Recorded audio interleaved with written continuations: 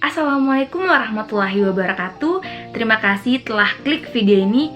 Nah, gimana nih teman-teman yang sekarang Ramadan di rumah aja?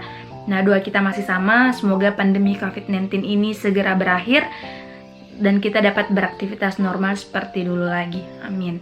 Nah, di video kali ini saya mau share tips dan trik lulus UTBK dengan belajar sendiri di rumah. Nah, adik-adik yang akan mengikuti tes UTBK, mengikuti seleksi SBMPTN, harusnya wajib, kudu banget telah mempersiapkan diri dari sekarang. Walaupun menurut surat edaran pemerintah, pelaksanaan UTBK pada bulan Juli mendatang, ya sekitar 2 bulan ke depan.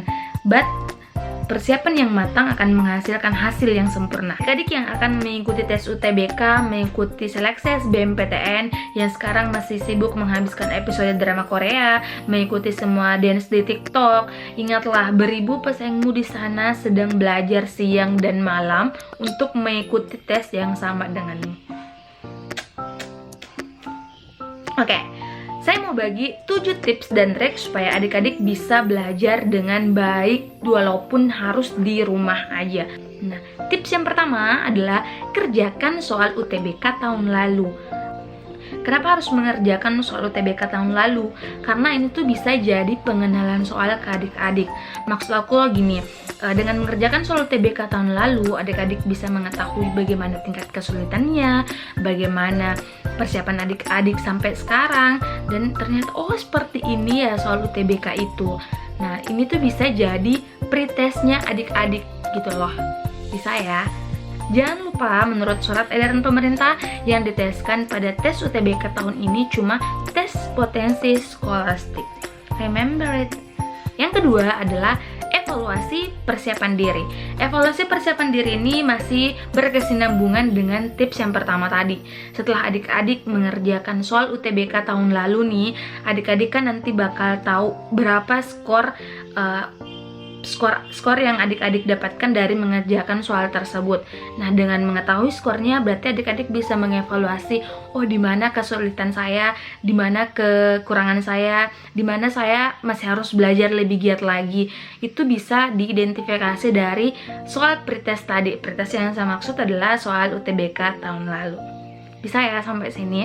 Nah, yang ketiga adalah review materi TPS. Yang saya maksud review adalah adik-adik akan mengumpulkan materi-materi yang mencakup tes potensi skolastik itu dari sumber mana aja, dari buku mana aja, yang penting berkaitan dengan tes potensi skolastik.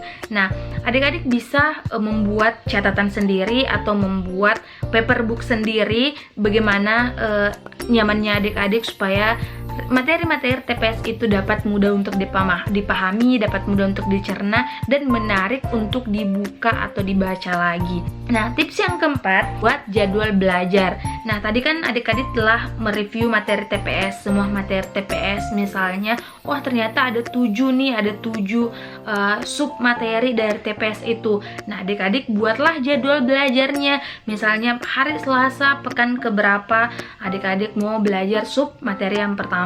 Hari Rabu masih sub materi yang pertama sampai 4 hari ke depan. Nah, selanjutnya sub materi yang kedua dipelajari di Selasa pekan selanjutnya, karena pada hari Sabtu Minggu adik-adik mau jadwalkan untuk nonton drakor. It's okay, karena otak kita juga butuh istirahat. Untuk adik-adik yang mungkin tidak terbiasa dengan jadwal belajar atau lebih suka dengan belajar semaunya adik-adik, saya sarankan tetap membuat jadwal belajar, karena setidaknya adik-adik punya patokan, oh iya saya kan harusnya hari ini belajar, oh iya saya kan harusnya hari ini tryout misalnya.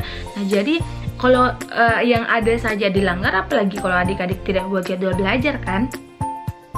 Oke, tips yang kelima, review setiap item materi. Review yang saya maksud adalah ketika adik-adik telah belajar submateri yang pertama nih, misalnya mengerjakan soal yang berkaitan dengan materi tersebut. Materi yang kedua telah selesai, adik-adik akan mengerjakan soal yang berkaitan dengan materi yang kedua itu. Istilahnya itu adalah uji kompetensi per submateri.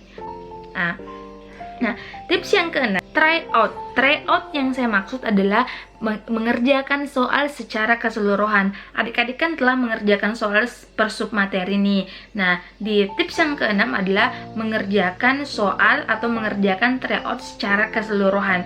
Tapi ingat ya, setelah semua sub materi telah adik-adik selesaikan. Jadi misalnya adik-adik sudah sampai ke sub materi yang ke-7 dan telah mengerjakan uji kompetensinya juga, nah barulah boleh masuk ke tryout supaya nilainya lebih maksimal.